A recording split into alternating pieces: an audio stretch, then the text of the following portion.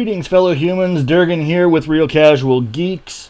I noticed that my last two videos have been recording at 1280 by 720, so I've had to scale them up. I've made a couple changes that didn't think had an impact, but we'll see how this one goes. Welcome to the third trailer review. One, two, three, fourth trailer review. Did I do the first one? Why does this feel like it's only the third? And yet there's four. Okay. Well, at any rate, this is the Portal gameplay trailer. This is one of my favorite trailers. Yet again, I have not watched this one in quite some time. By quite some time, I mean maybe a couple of months. So a lot of other information has filled my head, and I've forgotten a lot about what exactly is seen in this.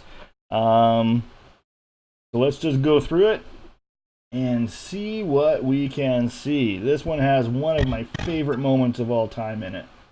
And I hope I get to experience a lot of these types of things in the actual game. Put that volume down. Every atom. So again with this trailer came out about a year ago. I think this one's from last June 2015. And here we're going through here. Now, let me just back this up a little bit, okay? Look at all this stuff. Alright. Now this is just a glimpse. Okay, this is a very small portion of the galaxy that we'll be in. Alright. Small portion of the galaxy. And yet every single one of these points of lights has probably at least one planet. I think I've heard that they max out at 6. I'm not totally sure though. We won't know until the game comes out. But every single one of these is a place you can go. How are you supposed to find a friend in all of that? Yeah. Blows my mind. Sorry, that's my phone. Now in this trailer alone, you can see there are different colors for some things. Most stars are white. There are some red ones, though, that we can see here.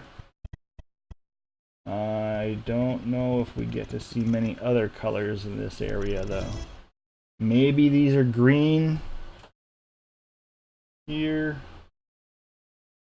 I do find it interesting that the stars seem to be in pockets of collections. So we got a group here, a group here, a group here, a group over here. Over here. Not sure what that implies. Also, the color of the clouds, of the space clouds, the nebula, those are supposed to be an indicator of faction, of the faction within that area. So, I mean, we've got orange and red and blues and purples. I'm really not sure how that's going to play out, but we will find out eventually. I noticed this star is very red by comparison to some of the other ones, so maybe that's a binary, maybe a red giant. Some people have said that the color of the star indicates the resources available in there. I don't recall hearing that myself, so I'm not totally sure on that. But yeah, so many stars, it's going to take so long. Now why is it just because we're going to this one that we see this spiraling effect cloud? Does that mean anything? Is it just something from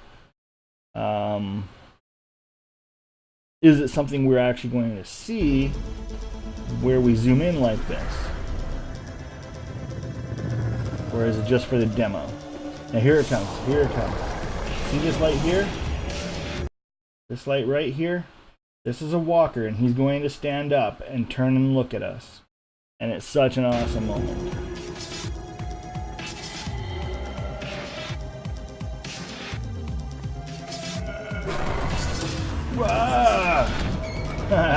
Look at that. Oh, so awesome. So awesome. Okay. Backing up here. As we enter the system, you can see there are 3 planets, or a planet and a couple moons, or there are 3 moons. We don't know. Then we come into this purple darkness where there's a lunar eclipse going on and a ship takes off. Is that somebody we were with? Is that... We never see any other characters or creatures get out of their ships. Do they get out of their ships? There was a moment where Sean mentioned that other beings will get out of their ships and you can talk to them. We haven't seen that. So yeah, that's a question as well. And then we have these little sort of skunk-like creatures running away from us because they're apprehensive. Mushroom-like things, glow-in-the-dark bugs. This lumbering beastie, like a big bear-type thing, who's very docile.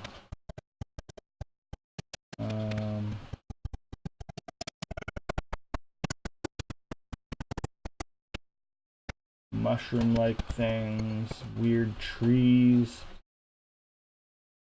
This is probably the most bizarre planet seen on any of the trailers. And we don't get to stay here long because we go right into our ship and fly away.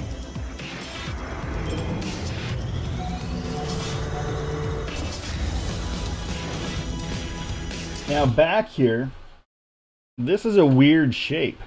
I don't know if this is just looking weird because it's a silhouette, or if it actually is sort of the kind of big black monolith type thing from 2001. It kind of looks like a bent shape of a rectangular thing. But without actually visiting it, we wouldn't know for sure. Or getting in the same area to see its shape better. Yeah, because we just jump right into hyperwarp. Now, this is what hyperdrive looks like. Other people have looked at some of the newer review or trailers and have thought that the ship was in hyperdrive, but it was just really boost. It was just high-speed interstellar travel, interplanetary travel. Just to let you go faster between planets. This is hyperdrive, or hyperspace, and this gets you from star to star. Alright? They say there's no load screens. Technically, this would be a load screen, because it's bringing you to the next location. Technically kind of loading the next location. But I mean, it's so quick, it doesn't even really count, right?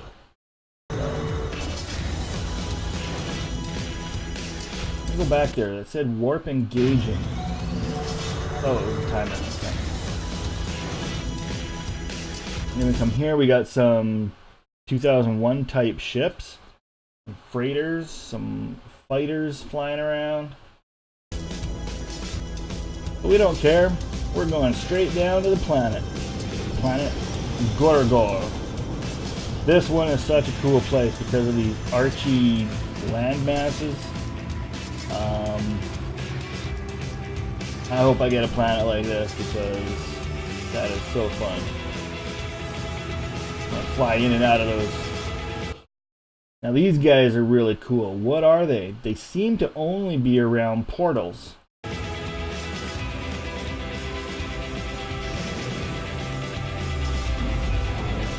And is this ship a crash ship from an earlier visit? Gotta wonder. Now, as we come through here, let's analyze this, okay? This is where we step through the portal.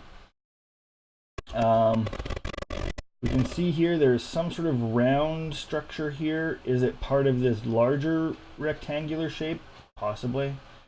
There's a hill here between this and the big figure. This little portal seems to have several others around it. But once we step through, how much changes? Oh, these big flying guys are so awesome. They seem to be just guardians of the area, so I'm not sure what their purpose will be later.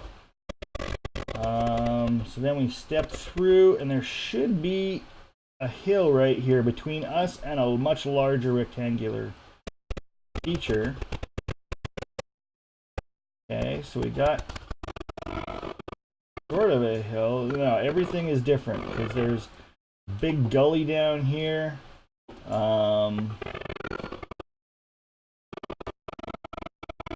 Whereas before it was just flatness and actually even went to a hill. This archy type of landmass doesn't exist through the portal. Plant life is totally different. There's been speculation that the portals may take you through time.